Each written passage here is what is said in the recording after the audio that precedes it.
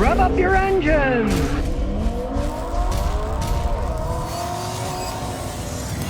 If you've noticed, in many modern cars, they don't have the traditional handbrake, the one you either pull up, or in the American cars, the one that you step on and they lock in place for the emergency brakes. They've gone to electronic emergency brakes.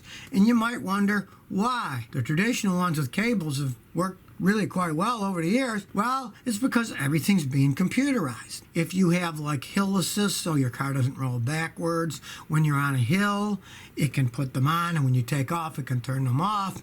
So the computers can actuate the braking system. I find it to be somewhat of a mistake. We've had many problems with failures, especially in the American luxury cars. You got a mechanical cable that holds it in place. You can feel the tension yourself, know how tight to make it if it is used in an emergency, or if you're parking on a hill to pull it up. You change that to an electric switch with two little motors, one on each side to pull them on.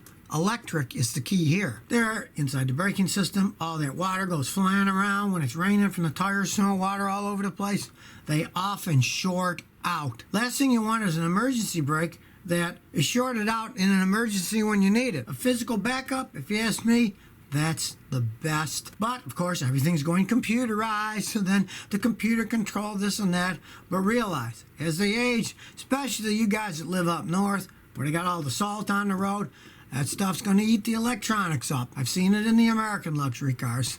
And it's going to be one expensive pain in the butt to fix if you're like me and keep your cars for years and years and years, and that stuff breaks. It's not a simple cable you got to replace anymore. It's a very sophisticated, expensive electronic system. It's going to cost you a lot more as it ages, and really, it's not that good of an emergency brake, because you pull it, the motor does it automatically. When you got it with a hand, you can do a little, a lot. I like a solid mechanical thing you can rely on. It is, after all, called an emergency brake, to be used in emergencies, and if it becomes electronically controlled and it's part of the regular braking system when you're on hills and stuff, that kind of defeats the purpose. Here's a not surprising bit of news. AAA has been testing cars with these semi-autonomous driving systems, and it finds that these systems have a really hard time identifying pedestrians. They got little videos. I watched one.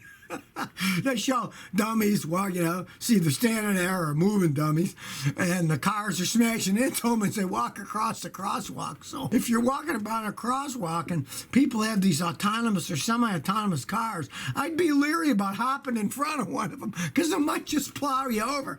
In one of the videos, they show them hitting one of the pedestrian dummies and hitting the windshield.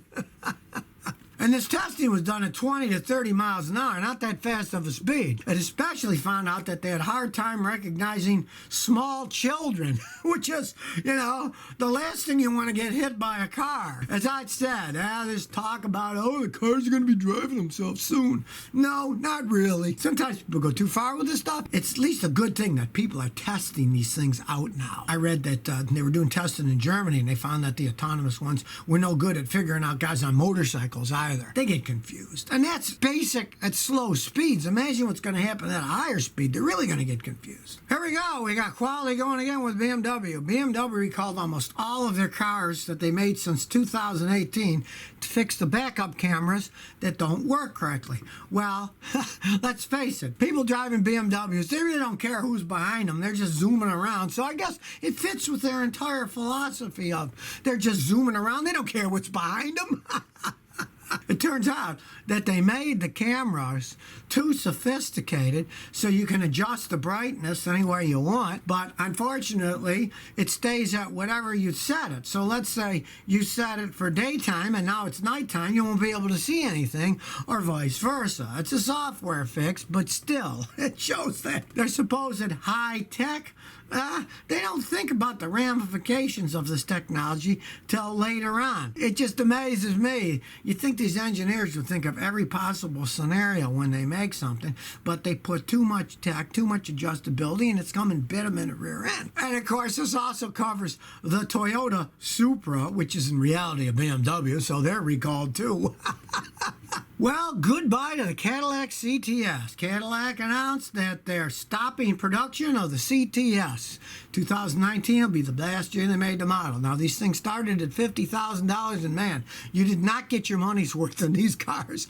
I've had customers buy them, and they were endless money pits as they aged. And sometimes as little as 65,000 miles, they'd start falling apart. They were not very well built cars. They didn't hold up over time, and their resale value, woo, that stuff plummeted like a stone going over Niagara Falls. So, if you really are crazy and you want a Cadillac CTS, 2019 is the last model you can buy brand new, because they're not gonna be making them anymore.